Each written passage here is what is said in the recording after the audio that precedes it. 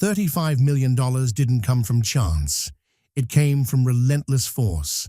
One mining operation pushed beyond every known limit, and Shawn Pomrenke is the name now echoing across Nome. While other crews are burning fuel just to stay alive, his colossal setup is pulling wealth from the seabed at a pace that's completely rewritten the rules of the game. This kind of result is engineered, not gifted. Precision planning, aggressive innovation, and sheer mechanical power collide in an operation that looks nothing like traditional gold mining. This is industrial warfare beneath the waves. Engines hammer around the clock. Massive suction systems carve through the ocean floor without mercy. Processing units consume impossible volumes of sediment, leaving competitors frozen in disbelief as they fall further behind.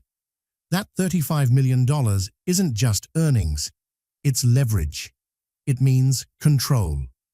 Shawn now holds the financial firepower to expand without limits, deploy next-generation technology, and operate in a league that would bankrupt anyone bold enough to chase him. The skeptics who once doubted his vision are now staring down reality. The standard has been lifted to a place they simply can't reach. Mining in Nome has always been unforgiving, but now it's ruthless. This is no longer about who works hardest, it's about who survives. With $35 million already secured, Shawn Pomrenke stands untouchable at the summit, while everyone else fights over what's left as profits continue to disappear. The question is no longer whether Shawn dominates. The real question is simple and terrifying. Can anyone else even stay alive in this new reality? And think about what this means. If one intense operation can generate $35 million, what could future campaigns bring? Subscribe now and stay with us, because what comes next could change everything. Deep beneath the frozen waters of the Bering Sea, legends have long whispered of unimaginable riches hidden in mineral-heavy depths. Countless expeditions have failed. Ships have vanished. Storms have taken lives without mercy. This is a place that destroys the unready and rewards only those bold enough to face it. Now Shawn Pomrenke enters this unforgiving battlefield with machinery so advanced it's already redefining the industry before its first full-scale run. Meet the Super Dredge. Arctic waves slam against reinforced steel as the Super Dredge powers up, an industrial giant daring the frozen ocean to fight back. Massive hydraulic towers rise into the sky, floating platforms groan under the sheer weight. And the main extraction arm, longer than the masts of old whaling ships, reaches down into the depths like a steel predator hunting opportunity. Along the shoreline, locals watch in silence, awe and unease written across their faces. Some whisper its nickname, the Leviathan of Nome. Others question whether humanity should ever build something capable of challenging the sea itself. But Shawn doesn't look back. His eyes stay locked on the horizon, focused on what lies ahead. Shawn understands this operation can't be judged by ordinary gold tallies. This isn't just mining, it's an all-in gamble. His family name, his accumulated fortune, his right to rule the Bering Sea. One violent storm could erase everything. One mechanical failure could end his career overnight. But one decisive success could elevate him into legend. To understand why Shawn accepts a risk this extreme, you have to look backward, deep into his family's roots in Nome. The Pomrenke name has echoed through this town for decades, forged by his father, Steve, a near-mythical miner who once seemed unbeatable, pulling millions in gold from waters that devoured lesser men. Shawn didn't simply inherit an empire, he inherited rivalries, unresolved debts, and the crushing pressure of living up to and surpassing a giant. Season after season, He's clawed his way forward through brutal competition, courtroom battles, and moments where bankruptcy felt unavoidable. Nome has knocked him down before, mocked his ambition, called his vision reckless pride. Yet here he is again, building bigger, pushing harder, cutting ties when needed, and raising the stakes higher than ever. Every dollar he owns is now locked into this floating machine. Every ounce of loyalty from his crew is demanded without hesitation. And the ghosts of Nome, men lost to the sea, rivals broken by failure, linger in his thoughts like warnings etched into the waves. In countless sleepless nights, the same question returns. Will this super dredge become his greatest triumph, or the marker of a man who reached too far? Still, he makes his vow to the black horizon. This time, the ocean will pay him back in full. The super dredge defies normal definitions. It isn't just a vessel, it's dominance made of steel, a weapon disguised as a mining platform. Robotic systems plunge into crushing depths, guided by sonar maps that transform the ocean floor into precise digital landscapes. Processing lines stretch across the deck, capable of pulling microscopic gold from mountains of sediment. Its sound is deep and alive, like something ancient waking beneath the ice. When rival miners see it docked, their faces say what their words never will: shock, disbelief, and fear. Nome has changed forever. No small dredge, no patched-together barge can compete with this floating fortress. Some laugh nervously and call it insanity. Others harden their resolve, swearing Shah won't own the sea uncontested. On board, the crew feels the weight of history pressing down. Some are electrified, convinced they're part of something legendary. Others stare silently as the massive suction arm disappears into the dark water, wondering if they've joined a mission too powerful for human control, an ambition destined to collapse under its own scale. Veteran fishermen shake their heads. To them, it doesn't look like mining equipment at all. It looks like a warship built to fight the ocean itself. When launch day arrives, Shah rejects champagne.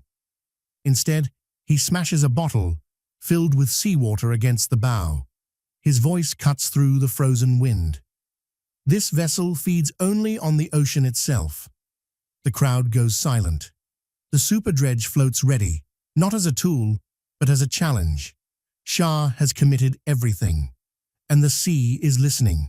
Engines growl, anchors strain, steel groans, and with a deep metallic cry, the giant begins its march toward fate.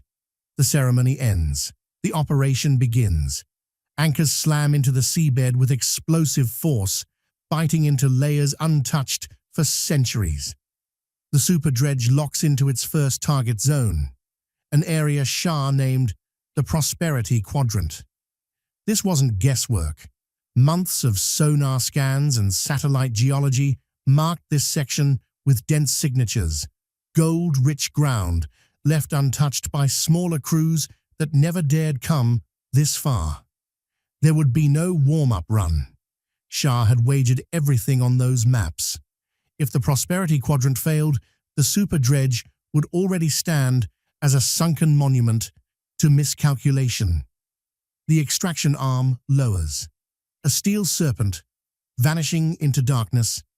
Cameras stream haunting images upward, ghostly fish scattering, clouds of sediment swirling, light swallowed by blackness until only floodlights cut thin tunnels through the deep.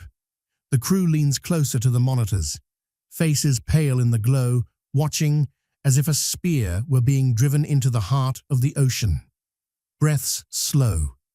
The wind itself seems to pause. Then the machines scream to life. Pumps surge, hydraulics howl, gravel, sand, and shell explode upward into the processing systems. The entire vessel shudders under the sheer volume.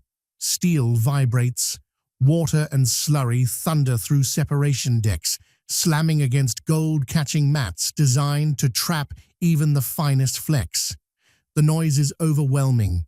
Engines, metal, pressure. Yet beneath it all hangs something heavier than sound. Silence. The silence of men who refuse to speak while waiting for truth. Will the Super Dredge prove itself a golden giant, or will this spectacle end as nothing more than a colossal, humiliating mistake, played out before all of Nome? A single shout ripped through the silence. One crewman was bent over the recovery mats, a handheld floodlight shaking in his grip, his voice cracking as he yelled out the word everyone had been waiting for. Gold. The deck exploded into motion. Men surged forward, crowding the capture tables. Under the harsh white beam, bright yellow flashes clung to the dark matting, glowing like sparks scattered from an unseen flame. These weren't dust particles. They were thick, jagged flakes, solid, unmistakable, gleaming violently against the rushing water. Then more appeared, and more. The mats lit up, glittering as if the ocean itself had finally decided to surrender what it had guarded for centuries. Chaos erupted, shouts echoed into the night, fists slammed against steel railings, laughter burst through the storm air. Some men dropped to their knees, overwhelmed. Others stared in disbelief, grinning like they'd lost their minds. The Super Dredge wasn't just working. It was outperforming every forecast. When the first cleanup was completed hours later, the mood shifted from celebration to shock. The final weight calculation came in, and the number landed like a thunderclap across Nome. $2 million in gold from a single shift, more than some crews managed in an entire season. Shah stood apart from the noise, unmoving. His hands shook as he scooped up a heavy pile of black sand streaked with yellow, squeezing it until it slipped through his fingers. Seawater burned his eyes, or maybe it was tears. He didn't care. For years he'd been ridiculed, labeled reckless, written off as arrogant and doomed. Now, the proof lay glowing in his palm. He raised his hand into the floodlights, gold flashing like fire against the darkness. "This is it," he said quietly. "We did it." The news didn't stay on the water for long. Within hours, word raced through Nome. Radios crackled non-stop. Bars buzzed. Phones lit up. Online feeds ignited. Pomrenke had struck, and struck big. By sunrise, the legend was already growing. Nearly $2 million on the first drop. And if that was only the start, how much more waited below? But the sea never grants fortune to one man without awakening the hunger of others. By the second day, the harbor was in motion. Rival crews scrambled from their docks. Rusted, patched-together barges launched alongside sleek, privately funded machines. Engines snarled as they charged toward open water, drawn by the scent of gold like predators to blood. Nome had seen competition before, but nothing like this. Shah's success reopened every old feud, every territorial claim, every buried resentment over who truly owned the seafloor. On the Super Dredge, crewmen pointed toward the horizon as silhouettes began to appear. "They're coming," someone muttered. And they weren't hiding it. The vessels crept dangerously close, circling like wolves testing the strength of the pack leader. Old enemies resurfaced.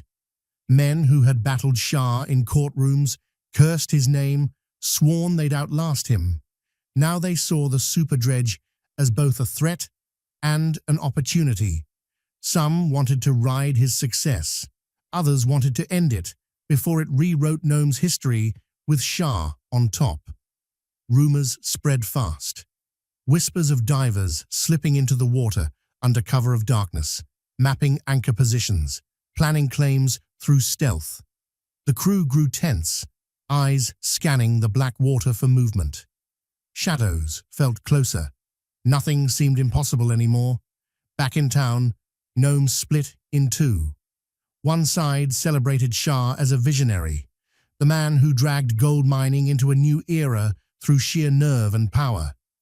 They called him the new king of the Bering.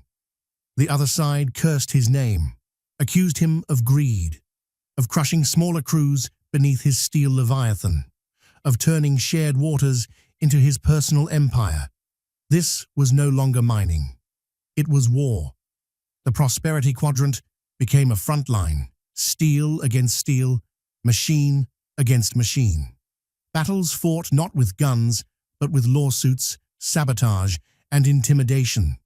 The docks crackled with tension. Miners glared across bar counters, fists tightening, waiting for a spark. On the water, rival vessels edged closer each day, daring Shah to respond. The air felt thick with the same madness that once consumed the Klondike, raw, ruthless, uncontrollable. The Super Dredge had uncovered gold, but it had also unleashed something else: division, rivalry, and the unmistakable scent of conflict carried on the salt wind. And as if the ocean itself had heard the challenge, the horizon began to change. Darkness twisted the sky. The first warning didn't come from instruments, but from the sea. The light vanished as storm systems swallowed the horizon. Winds screamed across the deck, ripping at tarps, rattling steel. The Bering Sea, calm just hours earlier, rose in fury, 40-foot walls of water slamming into the Super Dredge with crushing force. Waves detonated over the deck, throwing men to the ground. Alarms shrieked. Anchors groaned under unbearable strain. Chains pulled tight as if the ocean itself was trying to tear them loose. Cables snapped like rifle shots, whipping across the deck. Floodlights flickered. Sparks burst from soaked panels. Equipment crashed loose. The processing plant thundered like a battlefield. Crewmen clung to rails, shouting words the wind ripped away. Some whispered through chattering teeth that this wasn't just a storm, that the sea was punishing Shah for taking too much. One veteran swore he saw shapes in the waves, dark forms reaching upward, trying to drag the dredge under. Fear spread fast. For every command Shah shouted, another voice muttered the same phrase. This storm is cursed. But Shah never wavered. Soaked and standing firm on the bridge, he bellowed into the chaos. Hold your ground. This vessel does not go down. Not tonight. He forced the dredge to face the waves head-on, the only chance of survival. Crewmen scrambled across the slick deck, resecuring equipment, risking their lives with every step. The vessel bucked violently, steel screaming as if it might tear itself apart. Hour after brutal hour, the battle raged. Men were thrown, bruised, bloodied, and the storm showed no mercy. Several men were nearly dragged overboard before their crewmates hauled them back by their jackets. The Super Dredge screamed under the punishment, but it refused to die. When morning finally arrived, the storm vanished as abruptly as it had come. The sea lay unnaturally calm, as if nothing had happened. Across the deck, destruction told the real story. Crushed winches, bent railings, shattered equipment, steel twisted by forces beyond human strength. Yet the vessel still floated, scarred, beaten, operational. The message spread fast across the coast. The Super Dredge couldn't be sunk. Another layer of legend fused to its name. Shah didn't pause to celebrate. Rival ships hovered closer each day, and the storms were growing fiercer. If he wanted the ocean's real treasure, he knew hesitation would cost him everything. Against the warnings of seasoned veterans, he made the call to go deeper, past 120 feet, into depths most miners wouldn't even consider. The robotic systems vanished into total darkness. Floodlights sliced thin tunnels through clouds of sediment that rolled like smoke. What emerged from the seabed wasn't just untouched ground, it was buried history. First came chains, thick, rusted links wrenched free from the mud like relics from another era. Then anchors surfaced, heavy with marine growth, unmistakable remnants of long-lost vessels.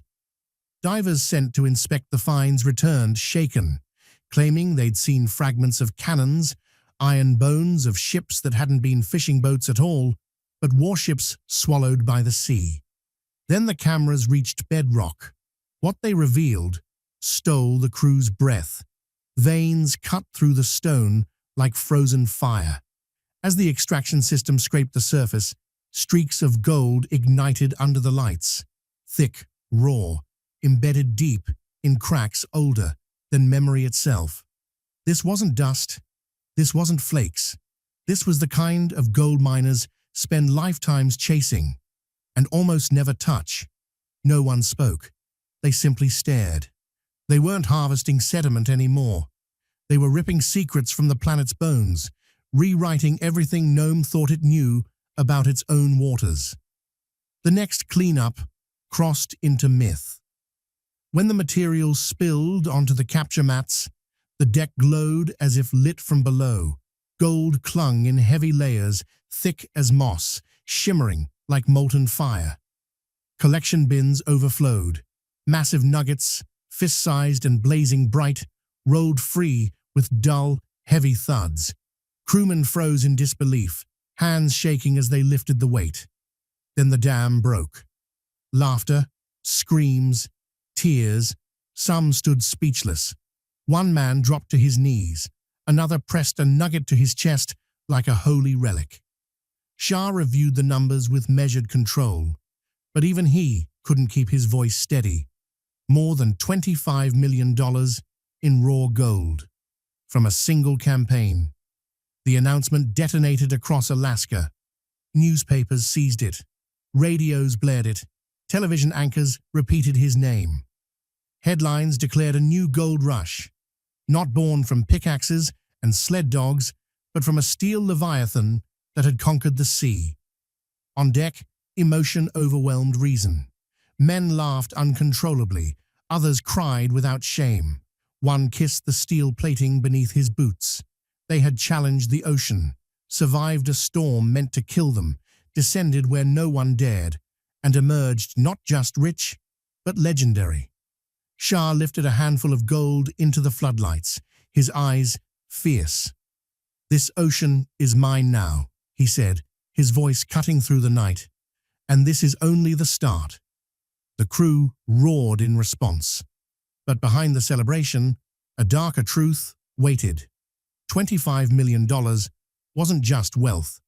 It was ignition, a spark that would awaken envy, rage, and ambition, and plunge Nome into chaos. Peace at that scale was no longer an option, because he knew something no rival, no inspector, no protest could erase. The ocean was endless, and so was the gold. And if you've made it this far into Shawn Pomrenke's high-stakes battle with the Bering Sea, don't stop now. Hit subscribe, turn on notifications, and stay with us as we dive deeper into the legends, fortunes, and rivalries shaping the next great gold rush. The ocean isn't done testing Shah, and we're not done telling his story.